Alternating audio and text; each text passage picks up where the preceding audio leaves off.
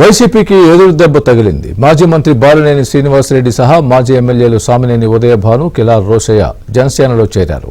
మంగళగిరి జనసేన ప్రధాన కార్యాలయంలో ఉప ముఖ్యమంత్రి పవన్ కళ్యాణ్ పార్టీ కండువా కప్పి నాయకుల్ని స్వాగతం పలికారు.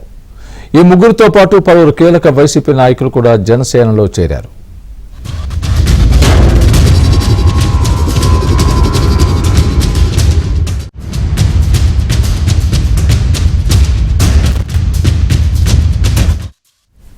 తన చేరికతో కూటమిలో విభేదాలు వస్తాయని జరుగుతున్న ప్రచారంలో వాస్తవం లేదన్నారు మాజీ మంత్రి బాలినేని శ్రీనివాసరెడ్డి. తాను ఎలాంటి షరతులు లేకుండా జనసేనలో చేరినట్లు సామినేని ఉదయభాను తెలిపారు. పవన్ నాయకత్వంలో జనసేనను బలోపేతం చేస్తామని కిలారు రోశయ్య స్పష్టం చేశారు.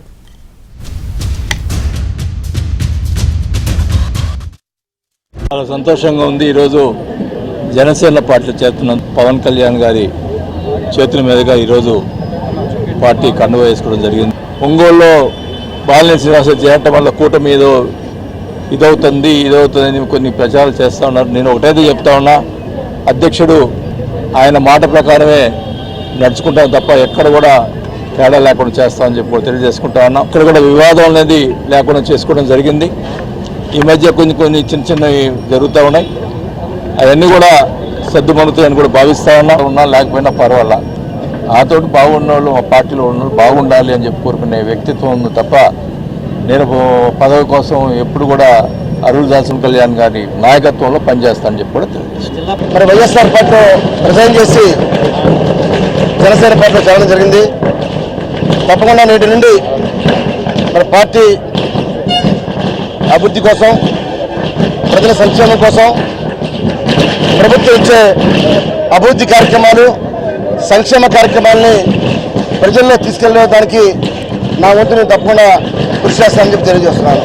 ఎటువంటి కండిషన్స్ కానీ ఎటువంటి కోరికలు కానీ లేకుండానే స్వచ్ఛందంగానే పార్టీలో చేరడం జరిగిందని చెప్పి తెలియజేస్తున్నాం. ఈరోజు మేము అందరం కూడా పార్టీలో చేరడం జరిగింది.